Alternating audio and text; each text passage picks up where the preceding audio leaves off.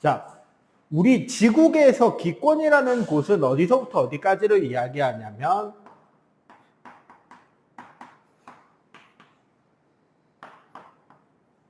지표면으로부터 지상으로부터 1000km까지 평균적으로 존재를 하고 있는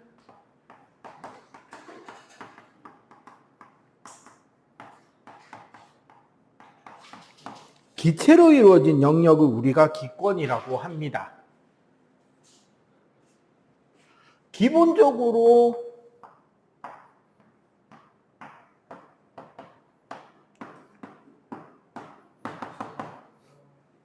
제일 많은 게 질소, 산소.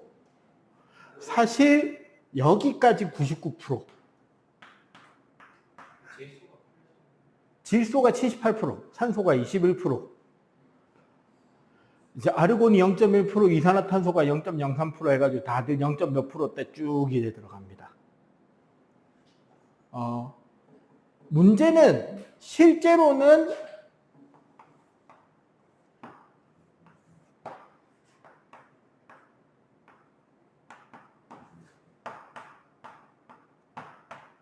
지상으로부터 고도에 따른 기체 성분의 비율을 따지면 거의 대부분의 기체가 어디? 10에서 30km 이내 아래쪽에 다 있어요. 즉 어떻게? 고도가 높아질수록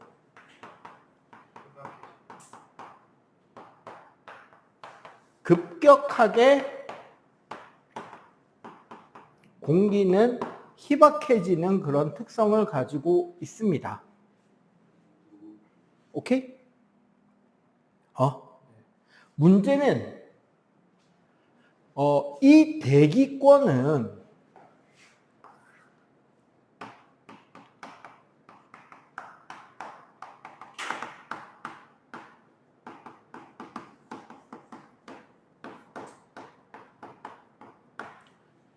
고도가 지상으로부터 고도가 높아질수록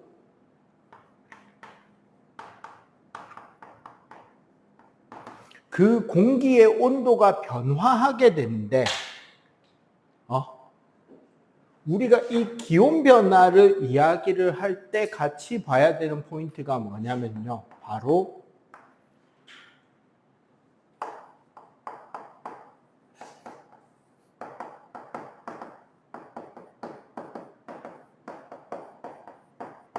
첫 번째가 여론을 확인해야 됩니다. 어디가 열에너지를 제공해주고 있는지를 확인하면 이게 온도가 어떻게 변하는지를 우리가 논리적으로 이해할 수가 있겠다. 그지? 그죠? 그래서 두 번째, 대류 현상이 있냐 없냐를 구별할 수 있고요. 세 번째, 대류 현상이 있는 곳에서만 기상 변화가 있냐와 없냐를 이야기할 수 있고, 그 다음이 기상 변화가 없다면 왜 안 생기냐까지가 이야기가 돼야 됩니다. 오케이? 그리고 이 과정에서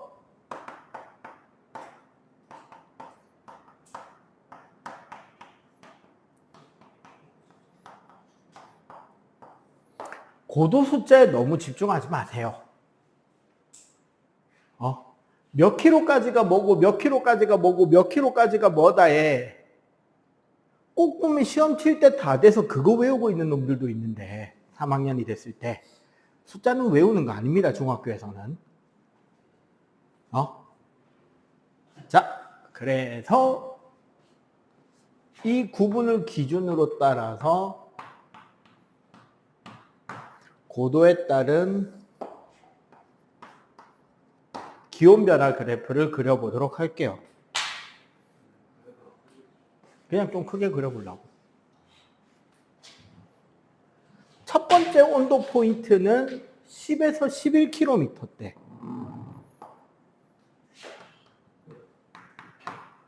요거 킬로미터 단위입니다. 여기를 우리는 대류권이라고 해요.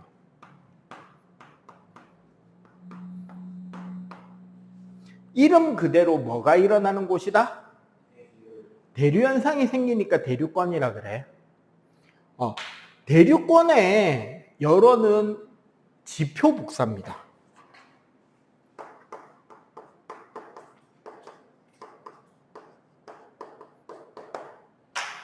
자, 지표면 복사 에너지니까 기온이 어떻게 된다?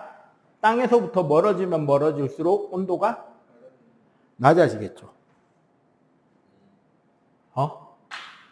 자, 이렇게 된다면 결국 지표 부근의 공기가 따뜻하죠. 그 경계선 부근의 공기가 상대적으로 차갑잖아. 그럼 어떻게 된다? 찬 공기는 대류 현상에 의해서 밑으로 가라앉고 따뜻한 공기는 대류 현상에 의해서 떠오릅니다. 이걸 우리는 뭐라 그러죠? 대류라 그러지. 그래서 얘는 대류 현상도 생기고 기상 변화도 생깁니다. 어젠가? 아랜가? 번개 되게 심하게 쳤죠. 아랫게 같네. 일요일이었나? 일요일 밤이었나? 뭐 번쩍번쩍번쩍 했는데, 저녁 때. 오후에서 저녁 때. 비는 안 왔는데 그냥 번개만 되게 많이 쳤어요. 그런 것들도 사실 다 기상 변화에서 생기는 것들이고 대류가 일어나면서 생기는 것들입니다. 자, 이렇게 기상 변화가 생기는 영역은 10에서 11km 대류권에서만 생겨요. 그리고 요 경계선 있지. 우리는 여기를 대류권 계면이라고 합니다. 항상 밑에 층의 계면이 돼요. 자, 그 다음에는 약 50km 영역까지 나름 두껍게 갑니다. 50km 영역까지를 우리는 성층권이라 그래. 성층권에는 중요한 게 있죠. 무슨 층이 있다?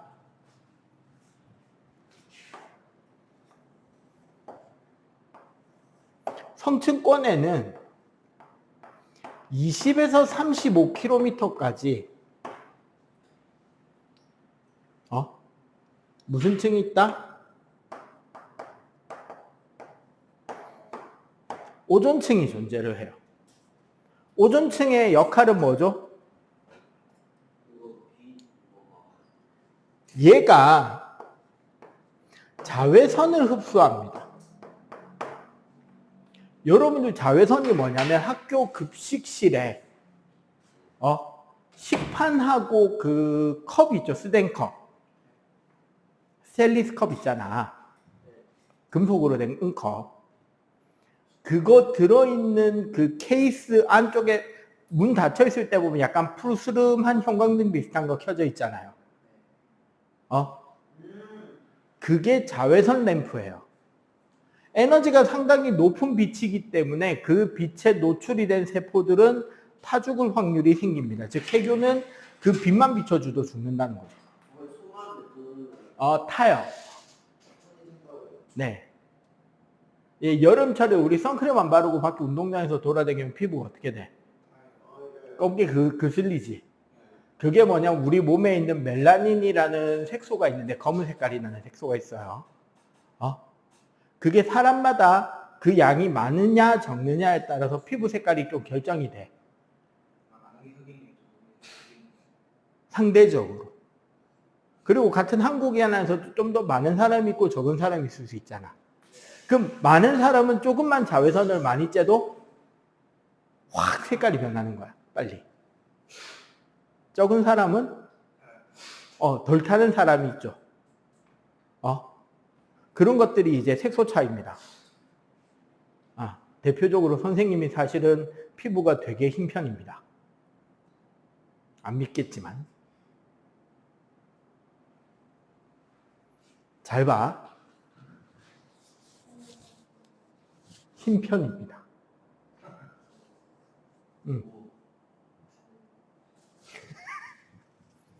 흰 피부입니다. 어?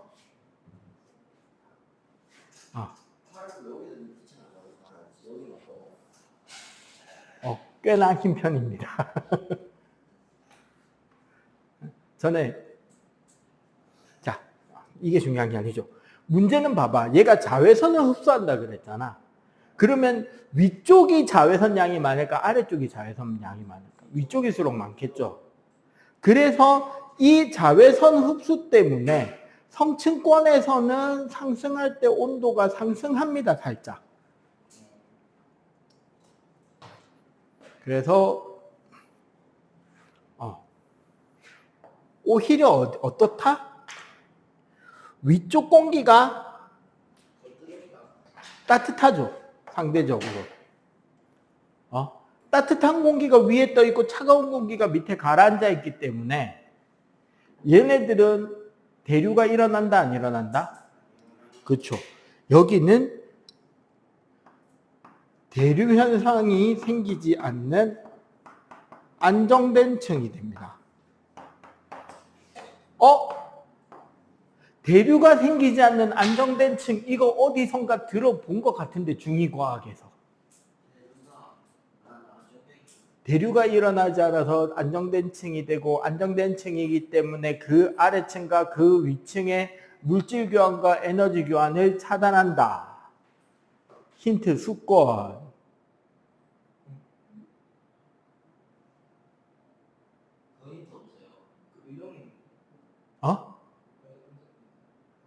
아닌가? 너희들 교과서 개정돼서 아직까지 그거 안 했나? 받아 안 했죠? 맞네, 안 했구나. 교과서 개정됐구나. 헷갈렸다. 수권에 가면 나중에 뭐가 나오냐면, 그래.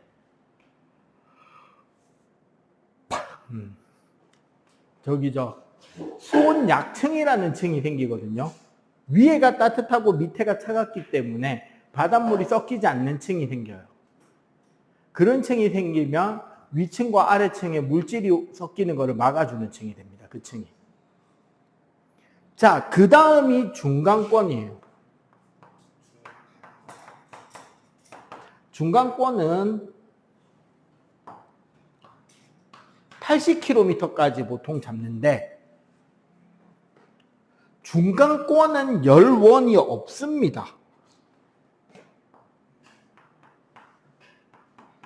열원이 없다, 이게 무슨 소리냐면 결국 중간권의 온도를 맞춰주는 거는 지표면과 오존층이에요.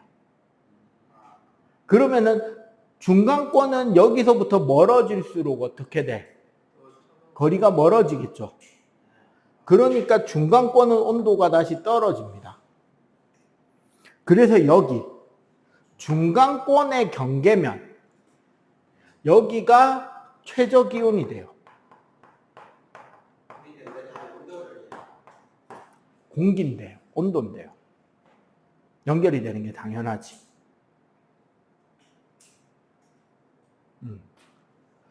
그래서 중간권은 봐봐. 밑에가 따뜻하고 위에가 차갑잖아. 맞지? 그러니까 위에 있는 찬 공기는 아래로 가라앉고 상대적으로 밑에 있는 따뜻한 공기는 올라가는 대류 현상은 생기는데, 네, 여기는 기상 변화가 없어요. 아니요? 왜?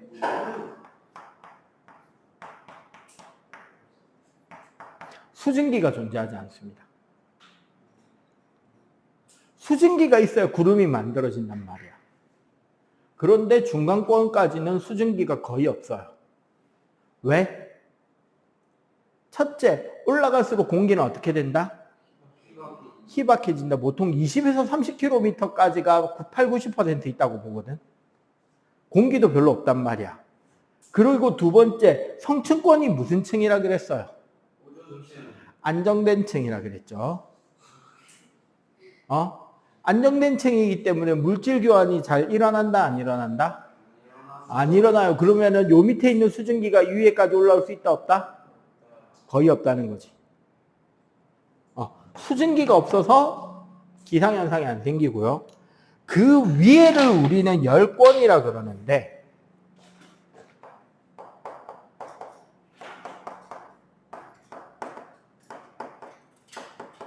공기가 희박하다는 게 특징입니다. 열권이요? 네. 그래서 여기는 그래프를 우리 책에 보면 여기서 온도가 쭉 상승하는 것처럼 이렇게 그려놨잖아. 나는 이렇게 그리는 게 더 자연스럽다고 봐요.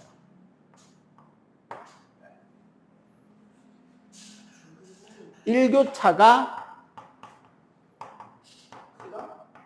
매우 크다.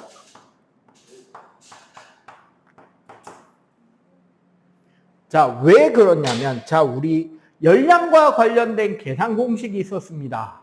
기억하십니까? 중1 때 배우는 건데. 힌트. 바베큐는 씨암탉. 그렇지.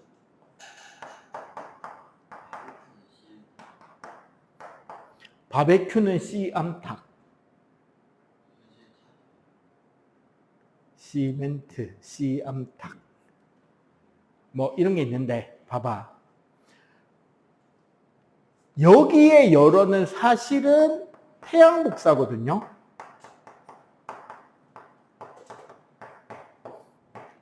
지구 대기층은 태양의 빛 에너지를 흡수하는 효율이 매우 구립니다.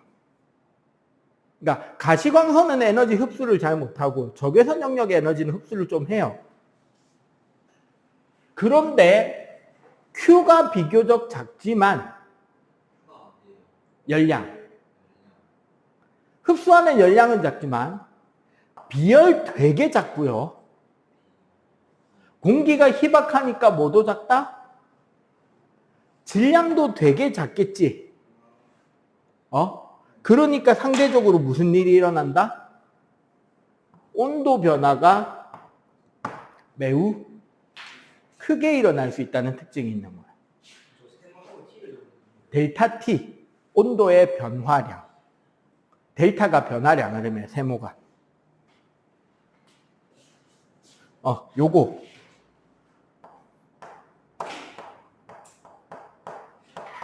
델타라고 보면 되고 변화량입니다. 델타 T는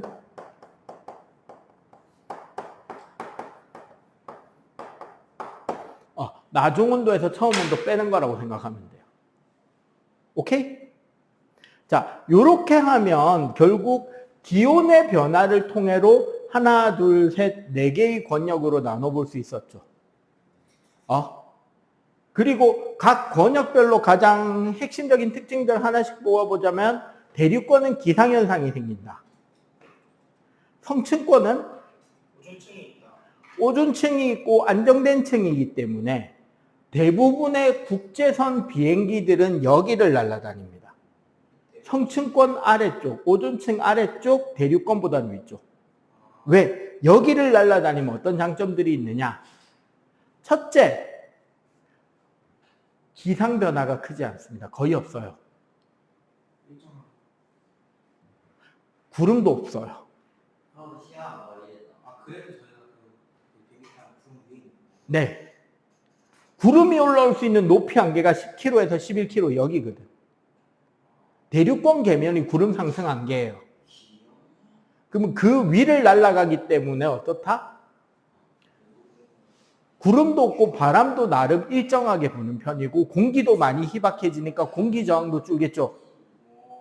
그러니까 연료 절약해가지고 연비 비행을 하기 좋은 곳인 거지. 근데 이제 대한민국은 너무 나라가 코딱지만 하기 때문에 국내선 항공기는 저 높이까지 안 올라갑니다.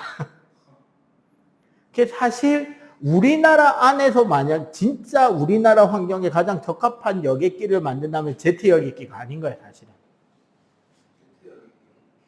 프로펠러기로도 충분해, 여객기가. 저기 필리핀이나 그런 데 보면은 우리가 보통 제주도나 서울 갈 때 타는 비행기보다 더 작은 여객기들 있잖아. 한 40명, 50명만 타는 거. 대신에 프로펠러 웽 돌리는 비행기들 있잖아요. 우리는 프로펠러 비행기가 구형이라고 무시하는데 원래 그게 요즘도 나옵니다. 훨씬 기름도 적게 먹고 활주로도 작아도 되고 장점이 많아요. 자, 네가 비행기를 타러 갔어. 프로펠러 비행기가 있고 제트 여객기가 있어. 뭐 타고 싶겠냐?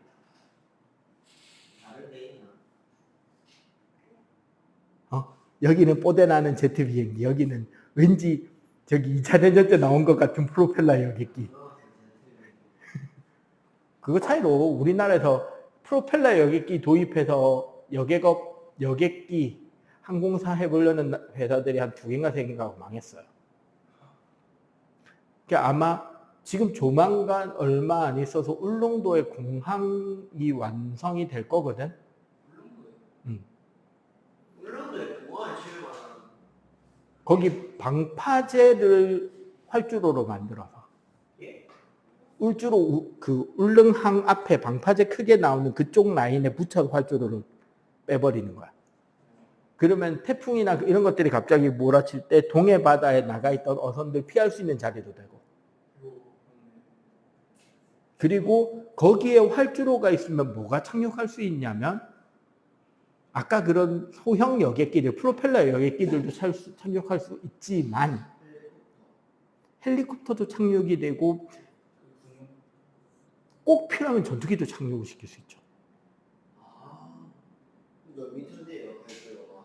그러니까 지금 한 400에서 600m, 1km 안 되게. 그러니까 여객기, 대형 여객기는 착륙을 못해도 전투기 정도 비상 착륙이나 긴급 출동할 수 있는 정도의 설비를 갖춰 놓으면 뭐가 되냐? 우리나라는 동해안에 침몰시킬 수 없는 항공모함 한 대가 떠 있는 효과가 나죠. 맞잖아. 활주로가 박살날 수는 있겠지만 없어지진 않잖아. 그럼 예를 들어 일본이 독도 도발하면 거기서 전투기 뜨는 거야 바로. 아니면 이렇게 가도 되는 거지. 최대한 가볍게 비행기가 울릉공항까지 착륙해서 거기서 미사일 달고 기름 채우고 다시 이륙해도 되지. 아니면 그 정도 길이가 안 되면 지금 개발하고 있는 것 중에 그 대형 무인기 드론이, 그러니까 일반 비행기보다는 작은데 드론치고 되게 큰 드론들이 있단 말이에요. 근데 그 드론의 용도 중에 하나가 뭐가 있냐면 공중급유 드론이 있습니다.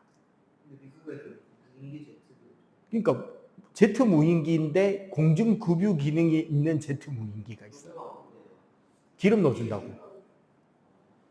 그러니까 봐봐. 우리나라 전투기 중에 작은 거는 저기 울릉도 독도 위에서 전투하기 힘들거든. 날아가는 기름을 써야 되니까.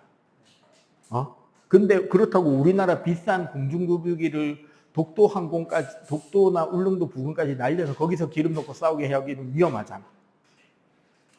근데 전투기가 쭉 날아가고 울릉공항에서 드론이 떠서 드론이 기름 넣어주고 다시 착륙해서 들어가 버리면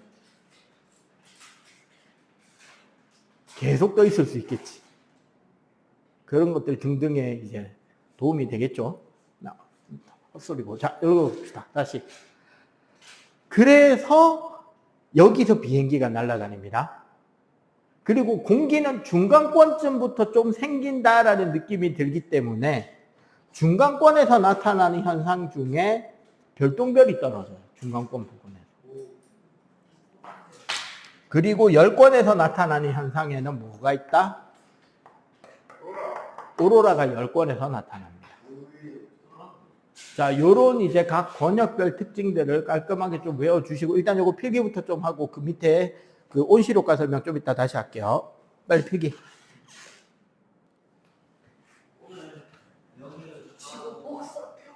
자. 지금 나갈까지 할 거예요.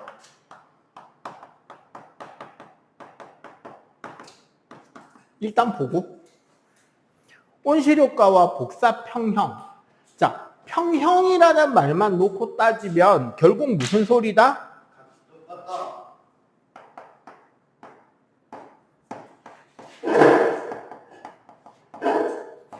어떤 영역으로 들어온 에너지 총합과 나간 에너지 총합이 같다라는 건데,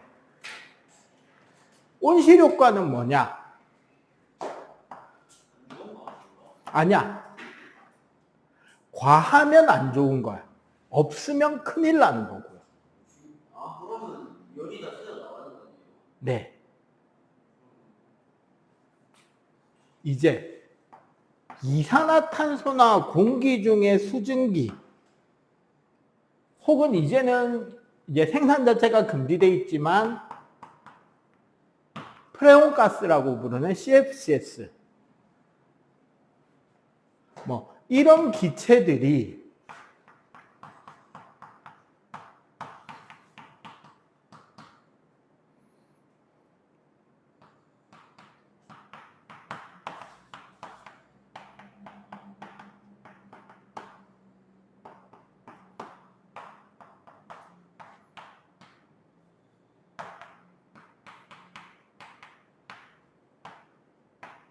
CFCS? 네, S를 왜 이렇게 작아요? 소문자로 쓰는 게니까요. 지표 복사 에너지. 태양빛이 땅을 데피고 땅에서부터 올라오는 적외선 열로 공기가 데펴진단 말이야. 근데 이 열 에너지를 대기권이 흡수한 뒤에 공기가 흡수한 에너지의 상당수를 다시 지표면으로 백시켜 줍니다. 그러니까 이거는 그림으로 보고 이해를 해야 돼요. 봐봐.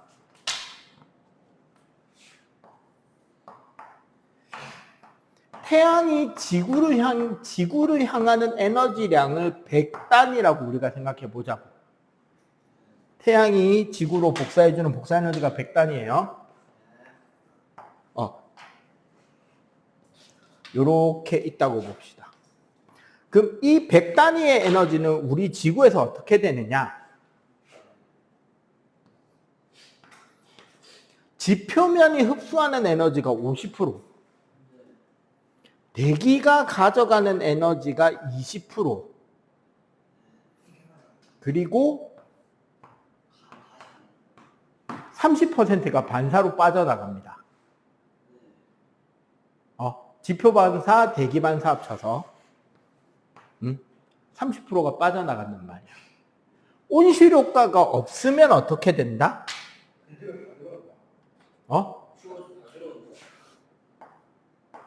대기가 방출하는 게 20%, 지표가 바로 방출하는 게 50%가 되면 땅은 50 먹고 50 뺐고 공기는 20 먹고 20 뺐고 30%는 바로 반사됐으니까 들어온 것도 100, 나간 것도 100, 아무런 문제가 없죠.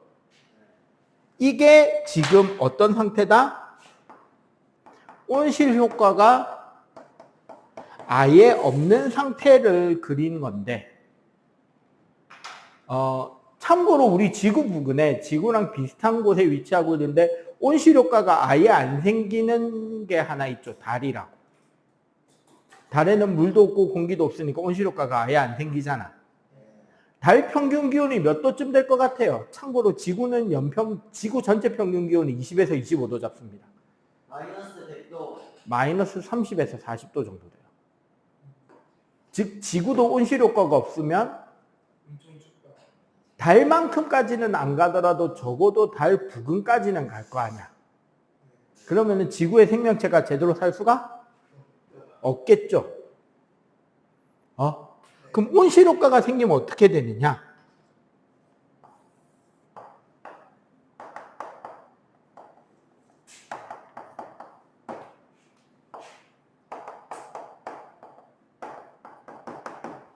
일단 들어오는 건 똑같아요. 태양 에너지가 지구로 100만큼 에너지를 쏜다고 할 때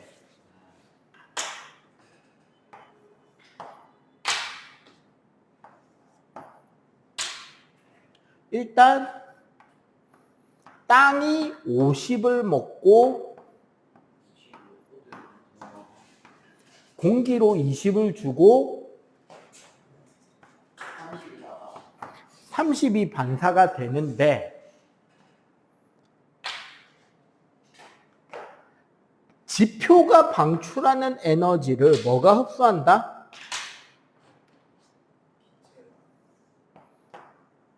온실 기체가 먹고 온실 기체 안 통하고 빠져나가는 거 한 3? 그리고 온실 기체가 합쳐서 내놓는 게 67.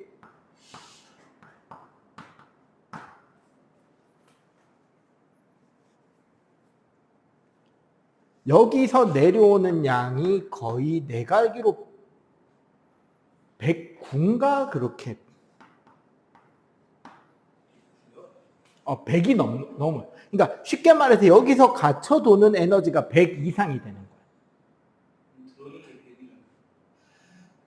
그게 어떻게 되는지를 설명해 줄게요. 그럼 이거 합치면 얼마야? 159. 159에서 3 빼면 156. 요렇게 됩니다. 여기에 109가 갇혀서 돌고 있는 거야. 그럼 결국 따져보면 기체는 156, 176을 받아서 109 주고 67 주고 하니까 맞지? 이렇게 해서 돌아요. 그러니까 이런 거야. 타이밍의 장난이에요. 내가 니한테 100원을 빌려. 이걸 실제로 성공하면 사기꾼이 됩니다. 졸라 돈을 안 빌려주는 놈한테 네가 나한테 돈을 100원을 빌려주면 내가 다음 주에 120원으로 갚아줄게 하고 100원을 빌려.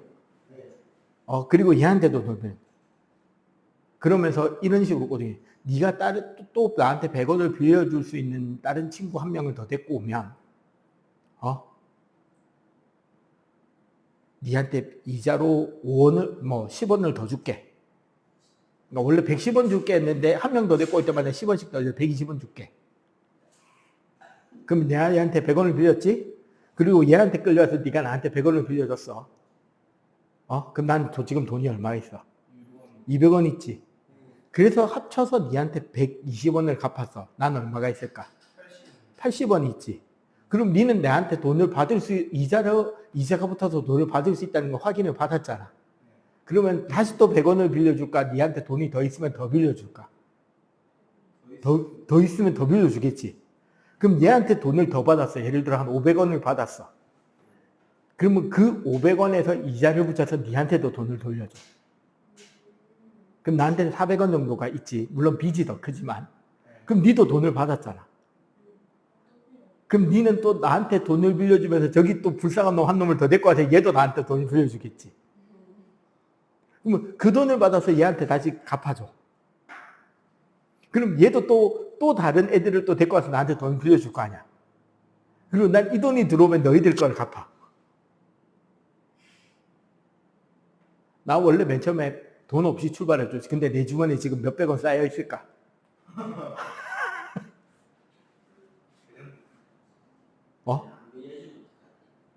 아니지. 그렇게 하다가 내가 못 갚을 만큼 돈이 커지고 내가 받아먹은 돈의 양이 졸라 커졌을 때 난 튀어야지. 이게 완성인 거지.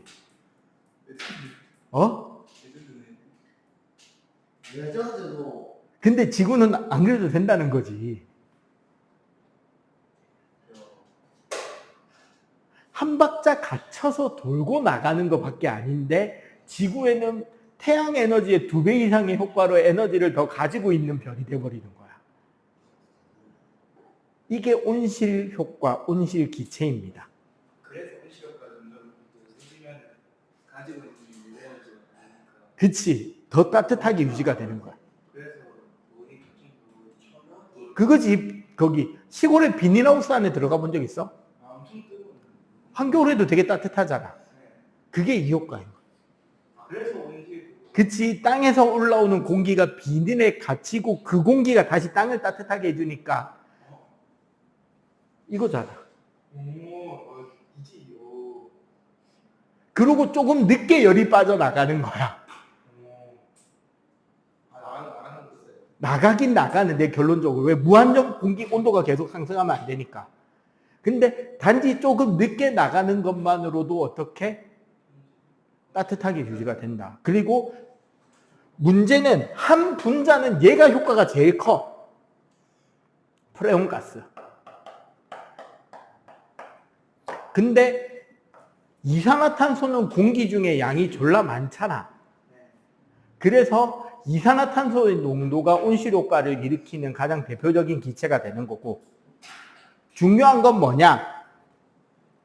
산업혁명 이후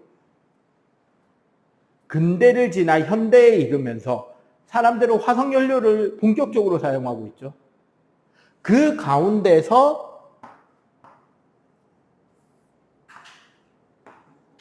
공기 중에 이산화탄소 농도는 계속 증가하고 있고요.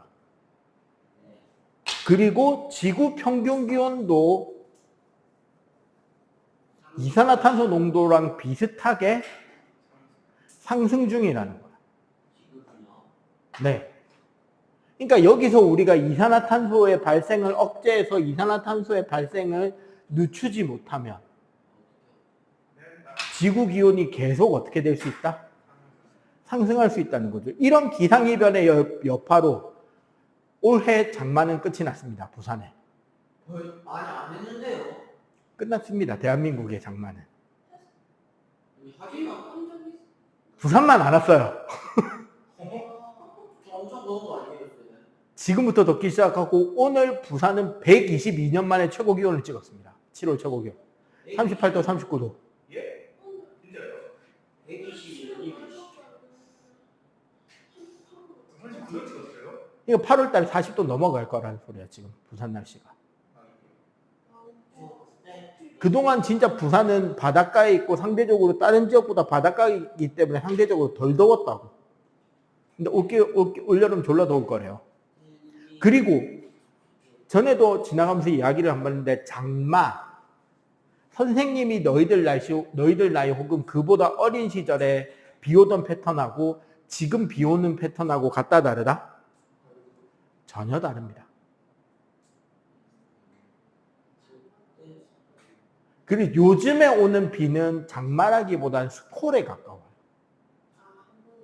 그치, 아열대성 집중강우. 저번에 대박이. 진짜 뭐 30분, 1시간 만에 150mm, 200mm 퍼붓고. 그래가지고 저번에 그 시도했어요. 그래가지고 저기 부산역 그 지하차도에 막 차 갇혀가지고 빠져가지고 사람들도 죽고 선생님도 재작년에 차 물에 빠져가지고 차 바꾸고. 뭐 바꿨어요? 소렌토요. 그전에도 소렌토요. 그전에는 디젤이었고 지금은 하이브리드요. 오, 하이브리드.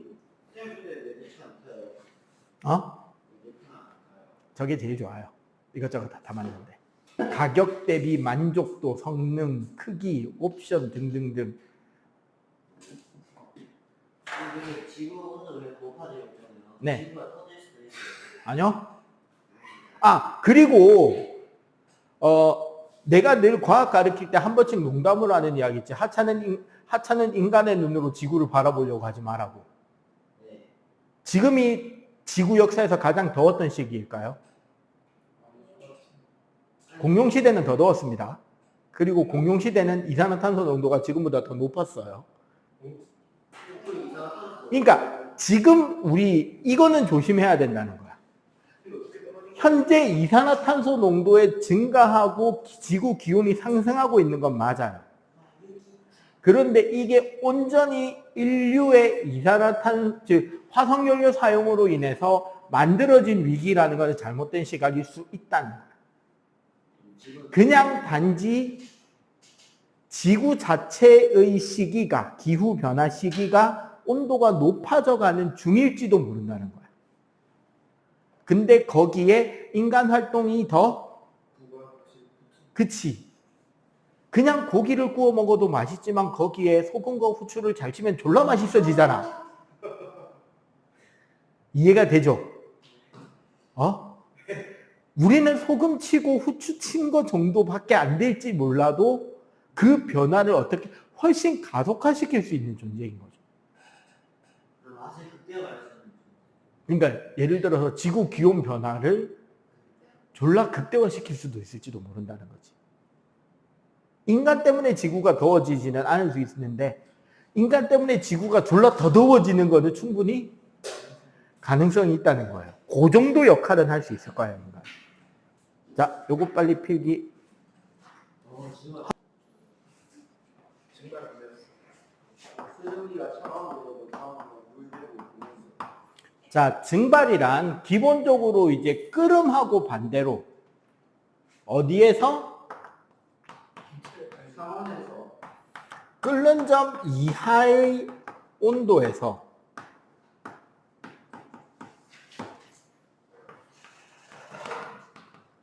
액체의 표면에서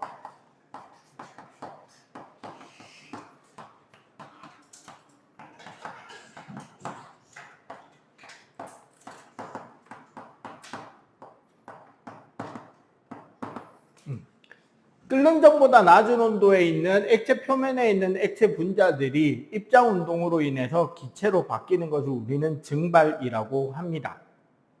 이게 심지어 얼어붙어 있는 빨래도 말라요. 그게 가능해요? 네, 가능합니다. 그 속도가 대단히 뭐 할 뿐이다? 네, 느릴 뿐이죠.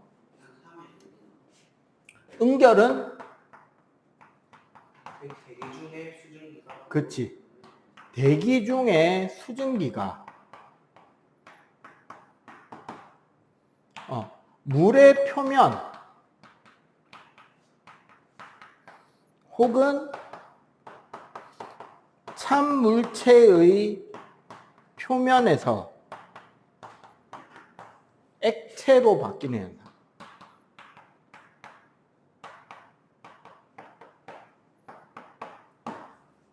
이게 간단하게 말해서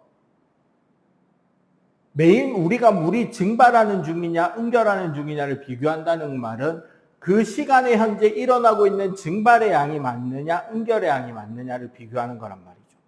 그래서 중학교 1학년 과정에서 이야기를 했던 게 증발이 잘 일어나게 하는 방법 뭐가 있었는지 한 번씩 말해보자. 하나씩. 온도를 높인다. 표면적을 넓게 한다.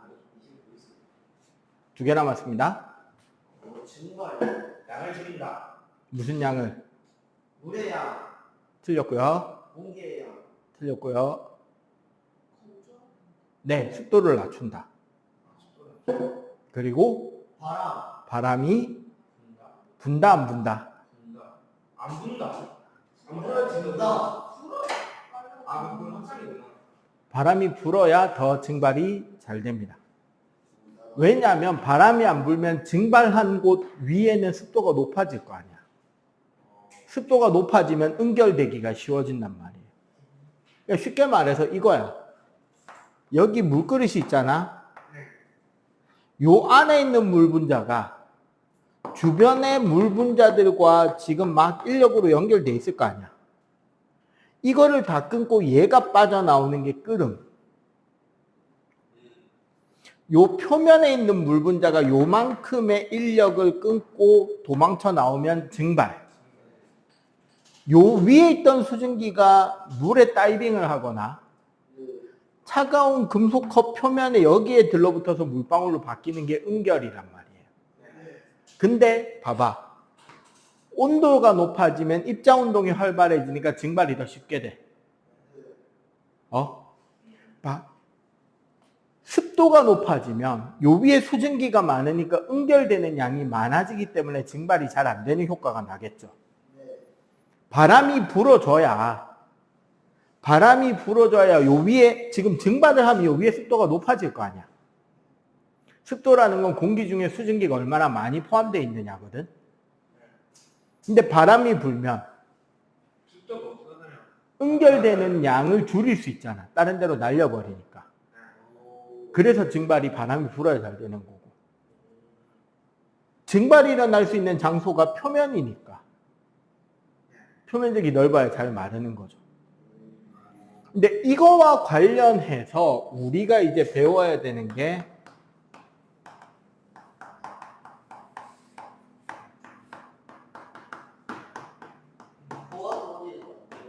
포화 수증기량 곡선입니다. 2학년 1학기 시험 칠 때 1단원 혼합물의 분리 석출량 계산하는 문제라고 생각하셔도 돼요. 얘는. 포화 수증기량이란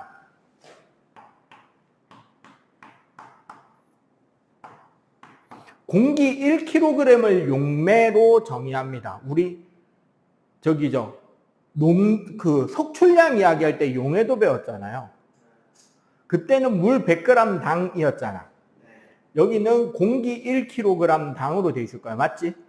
그럼 이제 수증기량 아니, 공기 1kg의 기준. 그러네. 공기 1kg 수증기.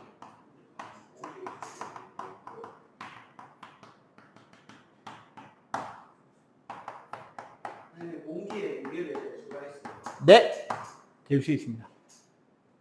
그게 공기가 들어있는 기체 가스 용기의 무게를 재고 공기를 다 빼낸 가스통 무게를 재면 공기의 무게가 측정이 됩니다. 근데 진공이 확인을 못하는 펌프로 빼내면 진공이 된 걸로 가정하는 거죠. 자, 문제는 이게 뭐와 관련이 있다?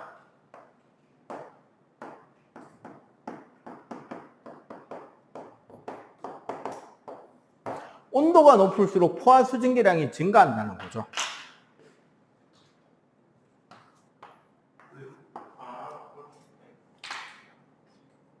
온도가 높을수록 포화 수증기량 곡선은 우상향합니다. 증가하는 쪽으로 그려진다는 거. 그러면 우리가 이제 앞에서 혼합물 할 때 배운 거랑 똑같죠. 요 위에를 뭐라 부른다? 요 위에 공간을 과포화. 밑에가 불포. 저 불이 봐. 요 밑에가 불포화. 이 선상이 그렇죠. 포화 상태야. 그럼 우리는 이런 이야기를 할 수 있겠네. 불포화 상태의 기체 P가 있어요. 얘를 포화 상태로 만드는 방법은 그거 양을 늘린다. 뭐의 양을? 물의 양. 온도를 높인다.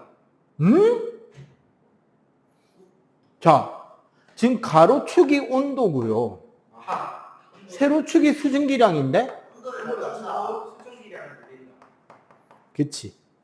현재의 공기의 수증기의 양을 수증기의 양이 늘어나면 위쪽으로 올라가서 포화점에 다다를 거고, 그죠? 하나 더가 뭐다? 네. 온도를 낮추면 포화 상태가 되겠지. 자, 어떤 불포화 상태의 기체가 온도가 낮아져서 포화 상태가 될 때, 요거는 우리 혼합물에서는 없었거든요. 이때의 온도를 우리는 이슬점이라고 합니다. 네, 이슬점이 바로 뭐냐면 포화 상태가 되는 점, 그러니까 물방울이 맺히는 점이라고 이해하시면 좋을 것 같아요. 그리고 만약에 이슬점보다 온도가 더 낮아지면 과포화 상태가 될 거고, 그지? 그러면 그 해당 온도의 포화 상태의 양이 있을 거 아니야. 요 사이가 우리 혼합물에서는 뭐라 불렀죠? 석출량이라고 불렀지. 여기서는 요 양이 네, 응결량이 됩니다. 근데 구하는 거는 속출량 하는 거는 네, 똑같이 구하는 거죠. 그러니까 여기 T2일 때의 응결량에 현재 공기가 가지고 있던 수증기의 양을 빼면 되겠지. 현재 공기의 수증기량에서 그 온도가 변했을 때의 포화 수증기량을 빼면 그 차이만큼 응결이 되겠죠. 속출량 계산하고 똑같습니다. 기본적으로. 이 포화 수증기량 곡선은 이 이 석출 응결량 요거 구하는 거 말고 한 가지가 더 있어요. 바로 뭐냐면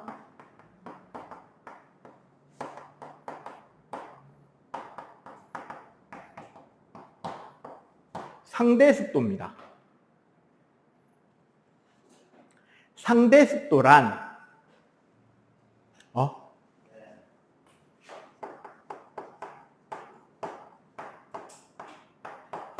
퍼센트 농도로 보통 우리가 표현하는데 습도의 저기는 현재 온도의 포화 수증기량 분의 현재 공기의 수증기량 곱하기 100을 한 것이 상대 습도의 정의가 되고요.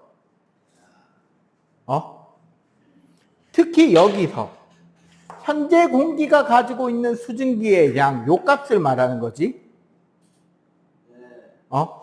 얘는 뭐가 되냐면 있을 점에서의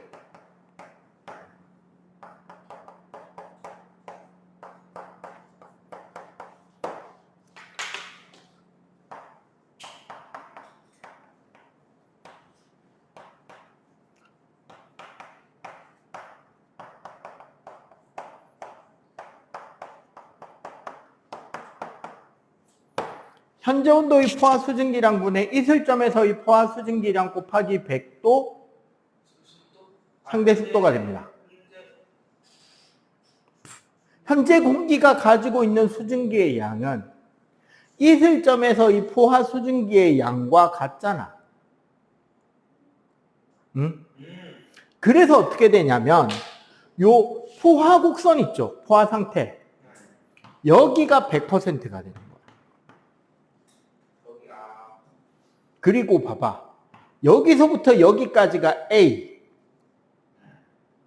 이게 뭐다? A가 현재 공기의 수증기의 양인 거지. 포화 수증기량. 그리고 여기서부터 여기까지가 B예요. 즉 A분의 B 곱하기 100이 습도를 계산하는 값이 된다는 거죠. 그러니까 저 선에 붙으면 붙을수록 습도가 어떤 거다? 높은 거죠. 선에서부터 상대적으로 멀어질수록 습도가 낮아지는 거야. 그럼 봐봐. 온도를 증가시키면 습도는 높아질까요? 낮아질까요?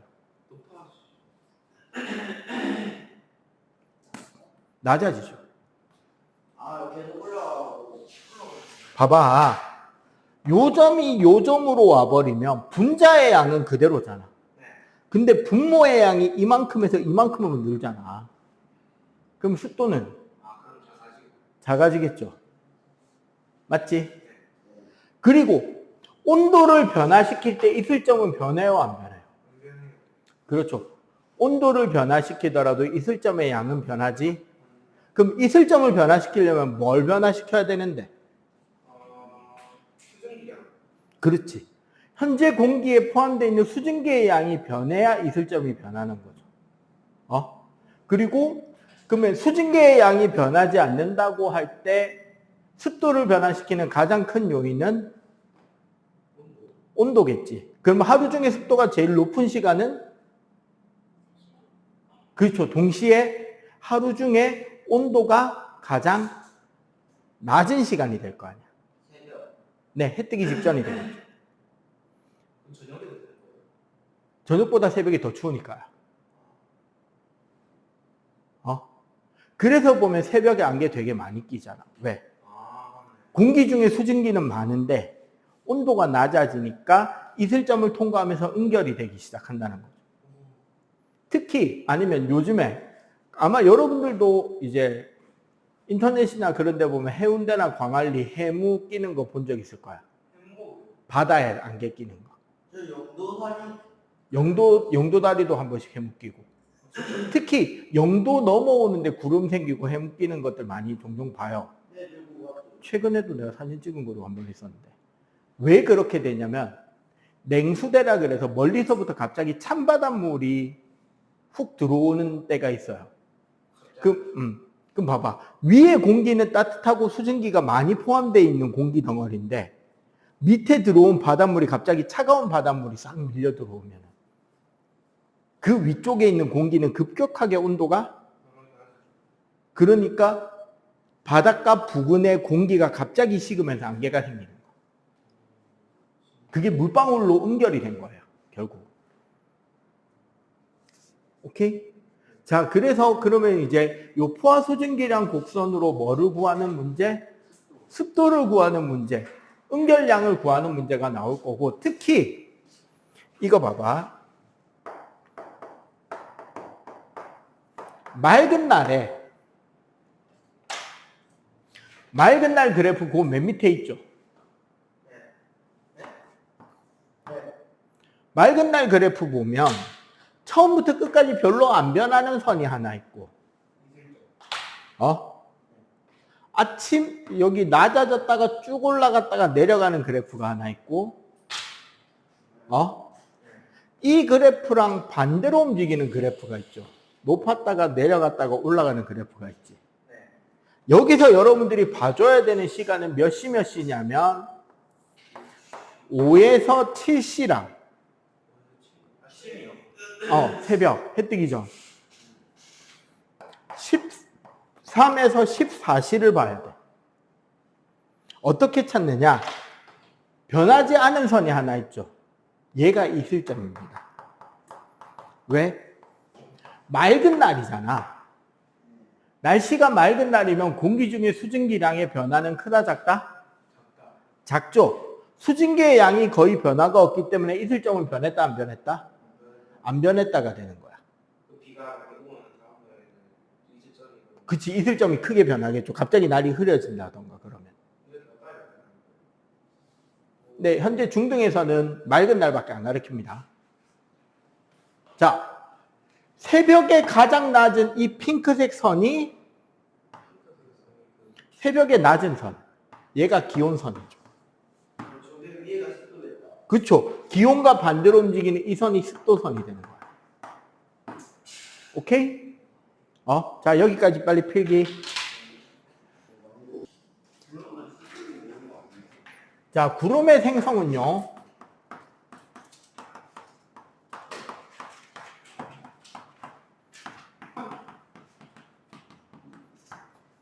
공기가 상승합니다. 이제 기단의 상승이라고도 돼 있는데 지표 부근에 있던 공기가 높은 곳으로 솟아오르는 일이 생겨요.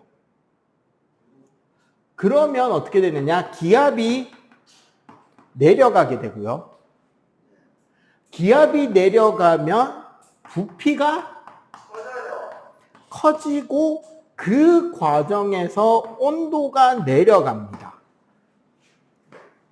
우리는 이 일련의 과정, 기압이 내려가고 부피가 증가해서 온도가 내려가는 과정을 딱 네 글자로 표현할 수 있습니다. 단열 팽창입니다. 자, 요게 어떤 개념이냐면 기체가 팽창하려면 바깥쪽 기체를 밀고 나가야 되잖아. 그래야지 자기 부피가 커지는 거잖아. 근데 밀고 나가는 데는 뭐가 필요하다? 일을 해야 되니까 에너지라는 게 필요해요. 그런데 단열이잖아. 열을 공급받지 않고 일을 해야 되는 거야. 에너지를 써야 되는 거지. 그러면 어느 에너지를 쓴다? 그치. 입자 자체가 가지고 있던 입자 운동에 사용되고 있던 에너지. 그걸 내부 에너지라고 한단 말이에요.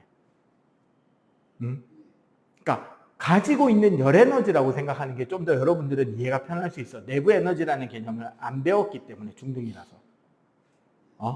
그래서 이 과정에서 외부에다가 부피 팽창에 의한 일을 하기 위해서 내부 에너지의 열을 활용하는 거죠.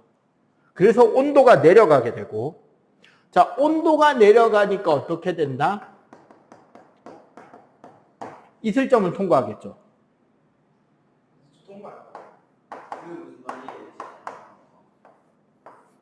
포화 수증기랑 곡선이 있잖아. 불포화였던 공기가 단열 팽창으로 인해서 온도가 낮아졌다고. 그러면 이슬점 온도를 통과했잖아. 그럼 뭐가 돼야 돼, 여기서? 응결이 돼야 되지. 그래서 응결하게 되고 이 응결이 바로 구름이 되는 거야. 아, 응결된 상태가 구름이에요?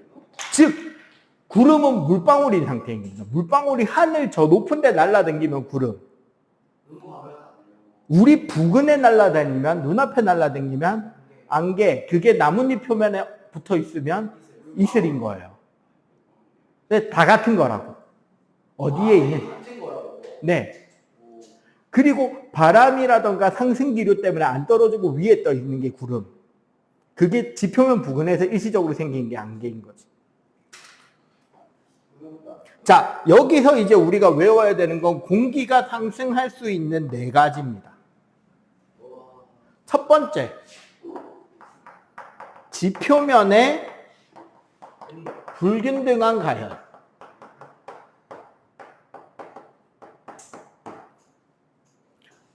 가장 대표적인 그림은 일본이 싫어하는 그림이 되겠지. 원자 폭탄. 폭탄 같은 것도 지금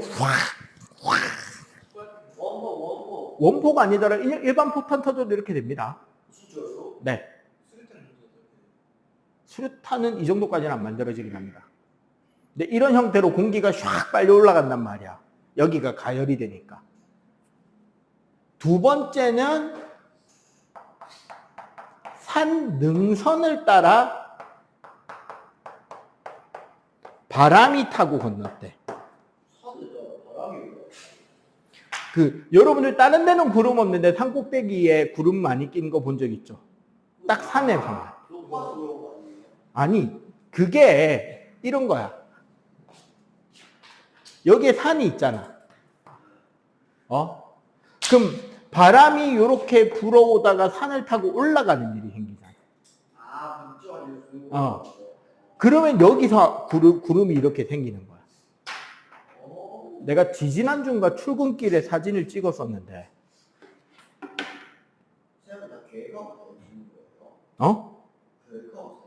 아니, 가다가 보이면, 아, 그래, 이거다 하고 찍는 거지.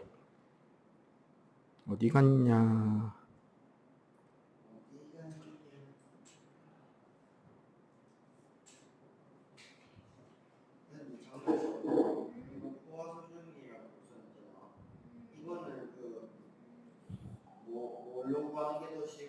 찾았다.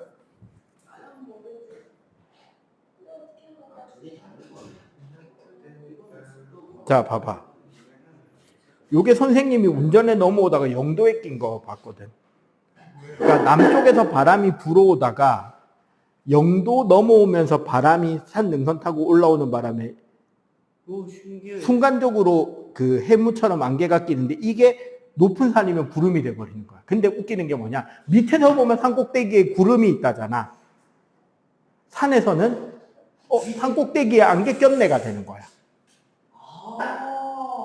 이해가 돼요? 그래서 다른 데가 맑은데 산에만 딱 구름 껴 있는 경우 있잖아. 뭐 옛날 어릴 적 동화나 그런 거 미루나무 꼭대기에 조각 구름이 걸려 있는 뭐 이런 가사들. 나무 꼭대기에 걸리는 거는 불화 같지만 산 꼭대기에는 생긴다는 거죠. 이런 식으로. 신기하다.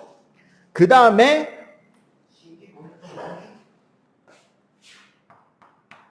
따뜻한 공기랑 찬 공기랑 만나면 따뜻한 공기가 솟아오르게 되거든요. 대류에 의한 상승. 그리고 네 번째가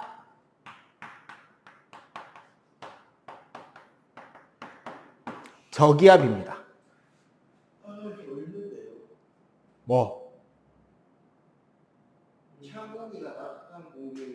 그게 이제 뭐냐면 다음 주에 우리가 배울 거라서 내가 일부러 설명을 되게 덜 한 거예요.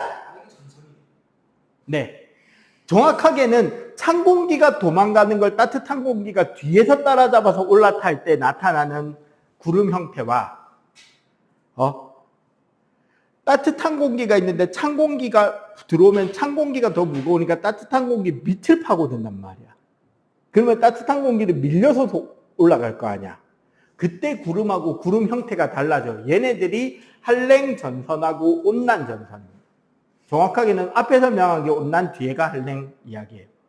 그러면은 구름 모양이 바뀌고 빗방울의 크기가 바뀌어요. 날씨가 바뀌는 거야.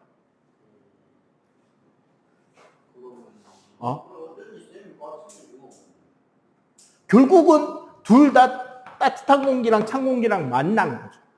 결국은 만나면 뭐가 올라가냐고. 아니, 어차피 따뜻한 공기가 올라가. 네. 근데 어떻게 올라가느냐. 어떻게? 그러니까 찬 공기가 따뜻한 공기를 들이받으면서 따뜻한 공기가 튕기는 건가, 도망가는 찬 공기를 뒤에서 이렇게 더 따라붙어서 치고 가는 거냐, 그 차이라고. 자, 그렇게 해서 구름이 만들어지면 혹시 동남아시아 가서 비 맞아본 사람, 물론 우리나라에서 참 드문 경험입니다. 저기 최소 대만보다 낮은 동네, 대만, 필리핀, 태국, 캄보디아, 베트남에서 비 맞아본 사람. 비를 본 적은 있어요. 비 맞은 적은. 본 적은 있어요. 비가 오는. 거기서. 비 엄청 어릴 때.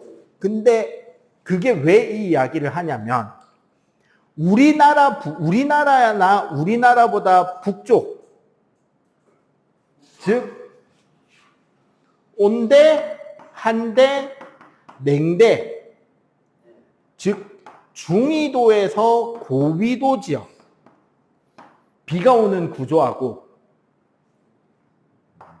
열대, 아열대, 즉 저위도에서 오는 비하고 구조가 달라요.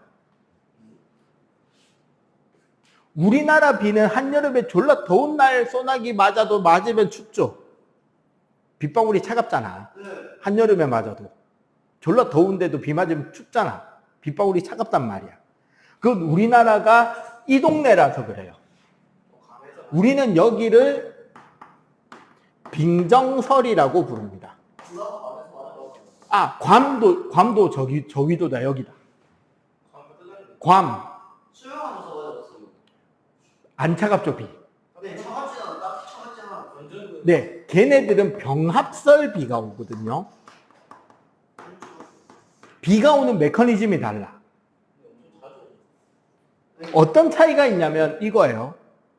빙정설 구름은 구름 내부에 0도 시선하고 영하 40도 시선이 구름 내부에 존재합니다. 졸라 추워진다는 거지. 영하 40도. 그럼 어떻게 되느냐? 0도 시선 밑에는 전부 다 물방울만 떠 있어요. 영하 40도 위에는 전부 다 얼음 조각, 우리가 빙정이라고 부르는 눈 조각, 얼음 조각, 우박 조각이 날아다니는 거예요. 그럼 요 중간은 관행강 물방울이라고 물방울과 눈 조각이 섞여서 날아다닙니다. 네, 슬러시. 그러니까 정확하게는 얼 수 있는 조건을 만족하지 않은 상태에서 기온만 떨어지면 물인 상태인데 영하로 존재할 수도 있어요. 아주 일시적이지만. 근데 거기에 툭 건드리거나 힘을 주거나 하면 그거 바로 굳어버리는 그 상태인 거야. 그거네. 콕 하면 위에서 들어오는 거. 그거예요. 어떻게 보면. 그걸 관행강 물방울 상태라 그러거든. 요렇게 난 상태에서 어떤 일이 일어나느냐. 요거 우리 중등 거랑 고등 거 구별해서 설명해 줄까? 지금 시간이 없을 텐데. 아니야. 설명 간단해서 괜찮아요. 많이 오바된 소리. 자, 우리 중학교 때는 얘가 그냥 얼어붙는다로 설명한단 말이야. 근데 정확하게는 물방울이 증발해서 만들어진 수증기가 승화로 붙어요. 증발한 수증기가 승화로 붙어서 뭐가 커진다? 눈이 커지는 거야. 이 눈이 그냥 떨어지다가 안 녹으면 눈, 녹으면 비. 그럼 우박은 뭐냐? 내리던 눈이 바람이 세서 다시 올라가면 새로 올 거 아니야. 여러분들 눈싸움 할 때 눈을 꾹꾹 다져면은 얼음 코팅이 탕후루처럼 눈 겉에 얼음으로 코팅이 된 눈덩어리 만들 수 있잖아. 그게 몇 바퀴 돌아서 얼음 코팅층이 쌓인 눈이 오는 게 우박인 거예요. 그럼 봐봐. 얘는 안 녹으면 녹으면 비라 그랬잖아. 떨어지기 전까지 눈이었어요. 얼어있던 물이란 말이야. 얼음물 맞은 거예요. 그러니까 차갑겠냐 안 차갑겠냐? 차갑겠지. 그런데 사이판, 괌, 베트남, 태국, 캄보디아, 라오스 등등등 더운 동네는 0도 10도 여기 있는데? 그러면 이 안에 전부 다 뭐다? 다 물방울인 거예요. 옛날에 천재 중에 천재인 에디슨이 이런 질문을 한 적이 있답니다. 찰흙 두 덩어리를 들고 와서 선생님 왜 1 더하기 1은 2가 됩니까? 찰흙 한 덩어리에 찰흙 한 덩어리를 합치면 한 덩어리잖아요. 졸라 천재인데? 하늘에 날아다니는 물방울끼리 공중에서 부딪히면 어떻게 될까요? 네, 더 큰 물방울 한 개가 되겠지. 근데 문제는 공기의 저항이나 부력은 이 단면적에 비례하는데 질량은 부피에 비례하잖아. 물방울이 부딪혀서 큰 게 만들어지면 부력보다 중력이 커지기 시작해. 그러면 얘가 내려오겠지. 내려오다 보면 밑에 있는 물방울들과 계속 부딪히겠지. 점점 빗방울이 어떻게? 커져요. 얘가 떨어진 거야, 그냥. 그러니까 위에도 원래 물이었던 녀석이 떨어지는 거야. 그러면 그렇게까지 차갑지 않아도 되죠. 저게 열대지방의 비, 병합설비예요. 그러니까 우리나라 비는 아직은 여기에 속하니까 맞으면 차운데 이 동네는 미지근하다에 가까워. 그렇게 그 차이가 생기는 거예요. 오케이? 여기까지 끝.